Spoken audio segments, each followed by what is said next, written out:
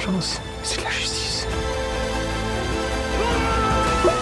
Bonjour à tous, c'est Antoine. Et aujourd'hui, on va parler du Comte de Monte Cristo, la nouvelle et énième adaptation du classique d'Alexandre Dumas, mais cette fois avec Pierre Niney dans le rôle titre. Pour rappel, ce méga blockbuster à la française s'inscrit dans la volonté du distributeur Pathé de réinvestir le film d'époque à dimension épique après le diptyque des Trois Mousquetaires réalisé par Martin Bourboulon l'an dernier. Bon, le truc, c'est qu'à écran large, on n'est pas vraiment fan des Trois Mousquetaires, surtout moi.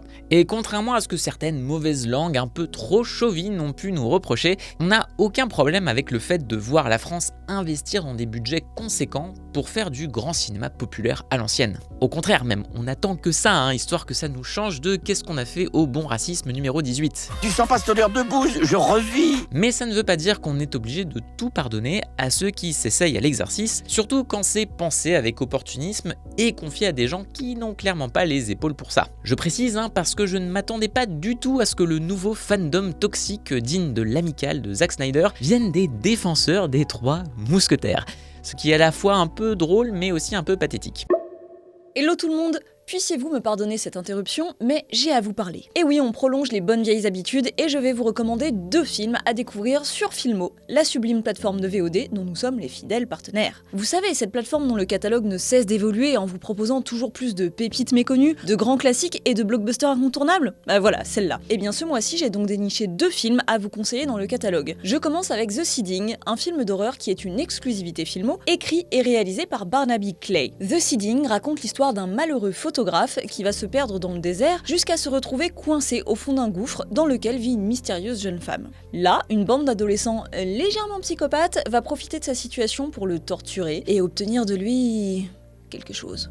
Vous verrez. The Seeding est un film violent et désespérant qui est là pour vous faire perdre foi en l'humanité, car après tout, au point où on en est, pourquoi pas, tout en vous alpaguant avec un suspense angoissant et une photographie magnifique. Ben oui, qui a dit qu'on ne pouvait pas montrer des choses dégueu avec de belles images. Bref, The Seeding, c'est la nouveauté à ne pas manquer sur Filmo si vous aimez le cinéma de genre. À part ça, je vous conseille aussi de voir ou de revoir Martha Marcy May Marlene, oui alors ça fait beaucoup de prénoms mais c'est un seul film, qui est à la fois très différent de The Seeding, mais qui a aussi quelques points communs évidents. Ce film réalisé par Sean Durkin a révélé Elizabeth Olsen en 2011 à travers l'histoire d'une jeune fille qui tombe aux mains d'une communauté qui se révèle être une secte, dirigée par un gourou particulièrement mauvais et manipulateur. Pléonasme, n'est-ce pas? En décortiquant avec beaucoup de justesse et de précision les mécanismes psychologiques qui peuvent mener une personne vulnérable à tomber dans ce genre de piège, Martha Marcy May Marlene aborde la question des sectes mieux que n'importe quel film. Et au-delà de son côté fascinant, il fait presque office de mise en garde d'intérêt général. Au passage, je rappelle que le catalogue de Filmo est disponible à l'abonnement ou à la carte et que vous avez droit à 2 semaines d'essai gratuits, suivi d'un abonnement à 6,99€ par mois, sans engagement. Mais encore mieux, avec le code ELFilmo Forever, vous avez carrément droit à 1 mois gratuit. Donc c'est le moment d'aller voir les films que je vous ai conseillés, et puis tout le reste.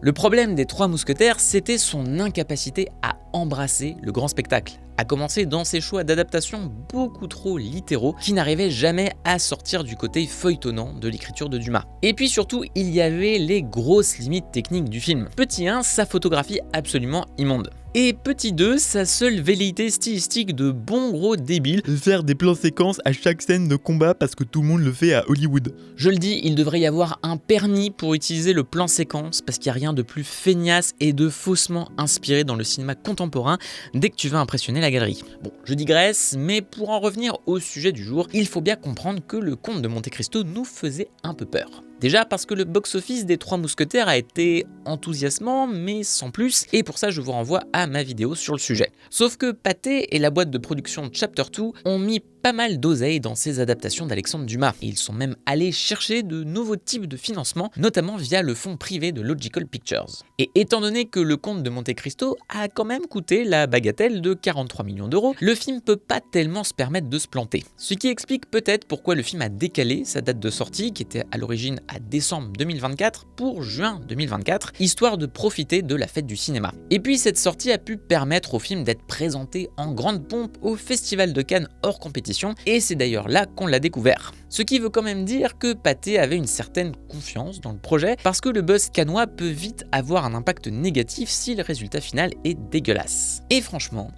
ils avaient raison d'y croire. Et oui, le Comte de Monte Cristo, c'est plutôt sympa.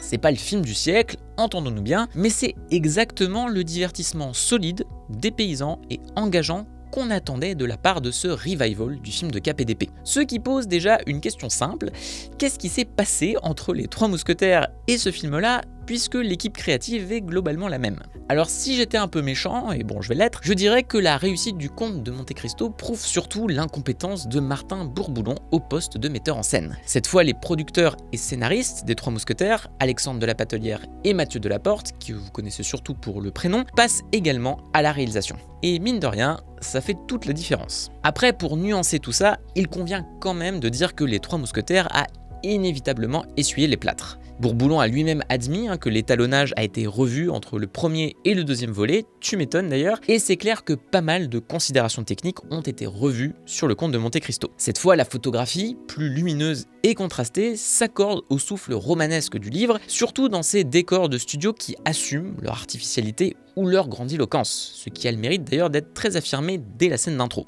On sent bien que ces lieux sont investis, imprégné même par la vengeance au long cours d'Edmond Dantès, trahi par les siens et envoyé au bagne pour un crime qu'il n'a pas commis. Alors le film est peut-être un peu chargé en raies de lumière signifiants et effets de contre-jour marqués, mais globalement, de la Patellière et de la Porte s'accordent sur une sobriété dans leur mise en scène. Qu'ils filment le château d'If et ses cellules ou le sous-sol stylisé qui accueille les secrets du comte, tout est fait pour mettre en valeur sa production design et l'imaginaire aventureux qui va avec. Et en même temps, tout ça est mixé à quelques élans de modernité bienvenus, alors je pense à des plans de drone plus discrets que ceux des Trois Mousquetaires, une courte focale resserrée dans le tunnel creusé par Dantès lors de son évasion, ou un montage un peu plus ramassé que dans d'autres adaptations du genre. Mais ici, pas de posture à la mode qui voudrait se la jouer cool. Ce Comte de Monte Cristo sauce 2024, c'est ce qu'il veut être. L'héritier logique des classiques du genre des années 90, à commencer par Cyrano de Bergerac ou La fille de D'Artagnan. Reste maintenant la question de l'adaptation en elle-même. Et forcément, ça plaira pas à tout le monde. Le Comte de Monte Cristo est tellement dense qu'il faut bien faire un petit travail d'écrémage. Là, on pourra reprocher que ce soit le passage au bagne qui en prenne un coup, puisque le film préfère prendre son temps pour montrer la mise en place minutieuse de la vengeance d'Edmond Dantès. Et en même temps, je trouve que c'est la qualité majeure du film. Là où les Trois Mousquetaires sautaient du coq à l'âne comme un gamin hyperactif, Delaporte et de la Patellière ne font pas qu'adapter machinalement le côté feuilletonnant de Dumas. Sur quasi 3 heures de film, on ne s'ennuie pas parce qu'ils construisent leurs scènes et ils leur donnent le temps de se développer. Dès qu'il s'agit de créer de la tension ou de jouer sur le côté un peu sadique du conte, ça fonctionne vraiment pas mal et le montage s'amuse de voir le personnage évoluer sur cette corde raide. Je pense notamment à toute la scène sur le bébé abandonné de Gérard de Villefort qui est assez casse-gueule sur le papier. Cela dit, tout n'est pas parfait et l'ensemble souffre régulièrement de ce rythme un peu bâtard et de ses raccourcis narratifs. D'un côté, le scénario a bien fait de mélanger certains personnages et de modifier le passé de certains.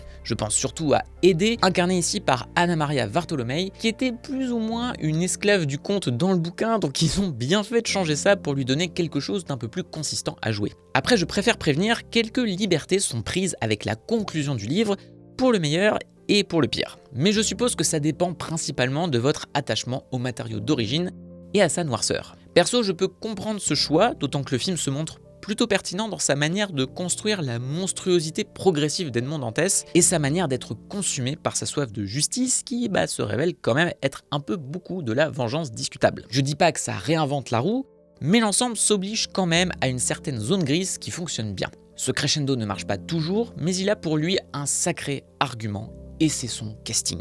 Comme on pouvait s'en douter, le Comte de Monte Cristo est très écrit, et Delaporte et de la Patellière embrassent le texte de Dumas, sa langue et sa dimension mélodramatique. Et c'est cool parce que les acteurs l'approchent avec beaucoup de sincérité. Je pense en particulier à Anaïs de Moustier et au trio de vilains incarnés par Laurent Lafitte, Patrick Mille et Bastien Bouillon. Mais bien sûr, si le film fonctionne, c'est quand même surtout grâce à Pierre Ninet, parce qu'il aborde Edmond Dantès dans toute sa théâtralité et toutes ses fêlures. C'est sur ses épaules que repose notre investissement dans la vengeance maladive d'Edmond Dantès, et il nous embarque sans problème dans les 3 heures de ce programme, qui donne le là à son côté lyrique, pas toujours très équilibré, mais que je trouve finalement assez charmant. Reste à voir maintenant si les Trois Mousquetaires aura eu un impact trop négatif sur le Dumas Cinematic Universe de Pathé pour en faire un méga succès. Mais pour le coup, le Comte de Monte Cristo ne vole pas son argument marketing de blockbuster franchouillard, familial et ambitieux. Et c'est déjà pas mal pour le fan de films de Cap et d'Épée que je suis. Et oui, promis, ma vidéo sur le masque de Zorro arrive bientôt. Voilà, c'était notre vidéo sur le comte de Monte Cristo. N'hésitez pas, comme d'habitude, à liker, partager cette vidéo et n'hésitez pas aussi à lire tous les textes qu'Alexandre et moi avons écrits durant notre festival de Cannes, notamment sur le comte de Monte Cristo, parce qu'on y a vu un paquet de films et il y en a beaucoup à surveiller dans les prochains mois. Je vous rappelle également qu'Écran Large est un site indépendant et pour qu'on le reste, tout soutien est bon à prendre. Contre quelques euros par mois, on propose un abonnement sur le site qui vous donne accès à plein d'articles exclusifs chaque semaine, en plus d'aider à faire perdurer cette chaîne YouTube et notre podcast La Réu. Le lien est en description et sur ce, je vous dis à la prochaine. Ciao!